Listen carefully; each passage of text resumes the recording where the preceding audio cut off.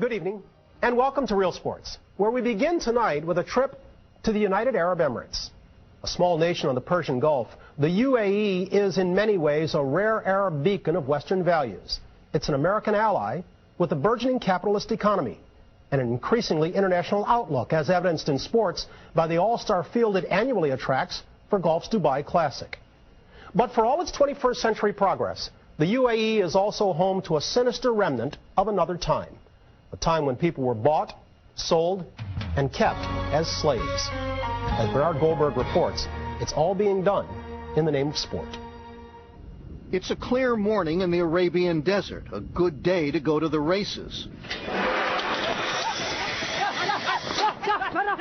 Camel racing is the national sport here in the United Arab Emirates, the favorite pastime among the fabulously wealthy sultans who run this country. If horse racing is the sport of kings, this is the sport of sheikhs. You can't shoot footage like this anymore in the Emirates. These shots were taken a couple of years ago, before the sheikhs barred outside cameras from the races. And exactly what is it they don't want you to see? Well, take a look at the jockeys. They're not grown men like in American horse racing, but small boys. The smaller the boy, the faster the camel. And they're not locals either, but foreign boys, brought here by smugglers in the human cargo business. Many of these boys have been kidnapped from their homes in Pakistan and Bangladesh. Others simply bought from their desperately poor families for as little as $500, so they can race for the pleasure of the sheikhs, who bet money, cars, even gold on the races. There's a word we've heard for boys like these, a word you don't normally hear in the 21st century. Are these children slaves? Definitely. Definitely, why not? They are getting nothing. And these are the ages to get some education, these are the ages to get some good food, some good health. And they are getting nothing. Ansar Bernie is a human rights advocate from Pakistan who has made dozens of secret visits to the desert stables where the jockeys are kept. He's seen how the boys live and work, which is why, so far, he's snuck over 100 of them out of the camps and out of the country. What do they tell you? The atrocities. They will say, please take us away from here. Take me with you. Take wherever you would like. Take me from here. This is a story about child slavery that the sheikhs who rule this land say does not exist. The United Arab Emirates, or UAE, is a small oil-rich kingdom overlooking the Persian Gulf. And on paper, they don't have child camel jockeys here anymore. In 1993, under pressure from the West, the sheikhs banned the use of jockeys under 15 years old and 100 pounds, a ban they reinforced in 2002. But that's only on paper. When we began investigating the story a few months after the latest ban, an early morning trip to the races revealed young boys everywhere. They were getting ready to race until the authorities spotted the camera crew. Then it became clear that the only ban the police were enforcing here was the one on cameras. Cancel. No.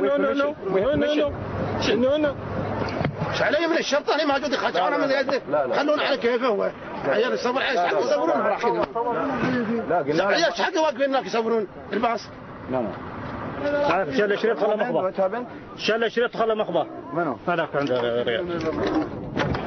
So to find out just what was going on in the world of camel jockeys, Real Sports took a trip into the Arabian desert.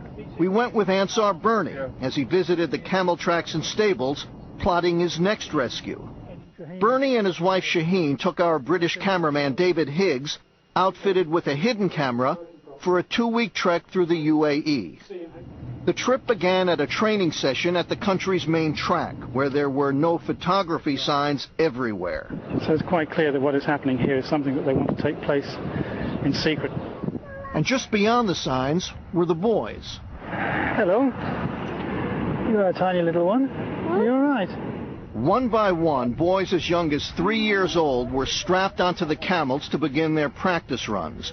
They were training in 110-degree heat, riding into the finish area, then running into trucks to go back to the starting line all over again. Every jockey we met was very young and a world away from home. Bangladesh. He's from Bangladesh. Right. Does he know how old he is? कितने साल के हो? He doesn't know. We asked one of the trainers how he felt about the work these boys do.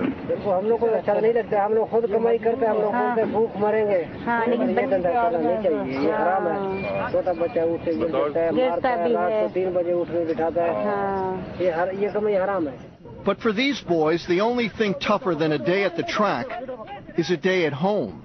Just down the road from the palaces of the sheikhs are the desert camps where the boys are kept. These camps are quite a bit more like a prison camp than a place for children. The camps often have no furniture and no electricity, but they do have plenty of barbed wire, just in case the boys get any ideas. And behind the locked gates, you can see them doing every kind of dirty work. So he's clearing up the camel dung. When we met Salim, a camel jockey since he was just 3 years old, he was boiling tea for his masters. Right. Boys like Salim, we were told, are virtually starved to keep their weight down for racing. Oh. They can't take anything, only this biscuit and water and nothing. This trainer agreed to tell us about how the boys are treated. We're hiding his face to protect him from possible repercussions. If a boy grows above 50 pounds, the trainers decrease his food. And if he's already not eating, they make him work to lose weight. As for shelter,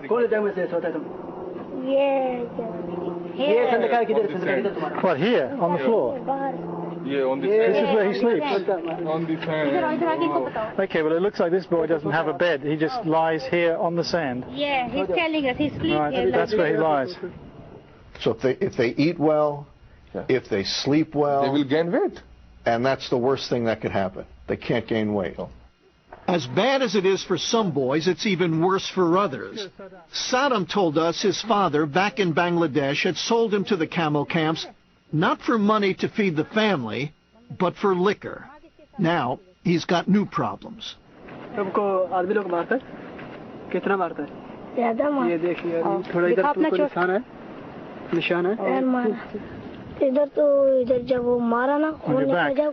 Can we see? Yes, cause when they hit him and he has loads of bleeding. Oh my goodness. Yes. और ये क्या है? ये चोट कैसे है? ये क्या लगा? हाँ.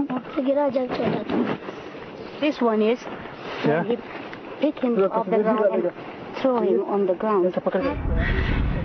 It's how they keep the boys in line, the trainer told us, and he showed us just how brutal that training can be.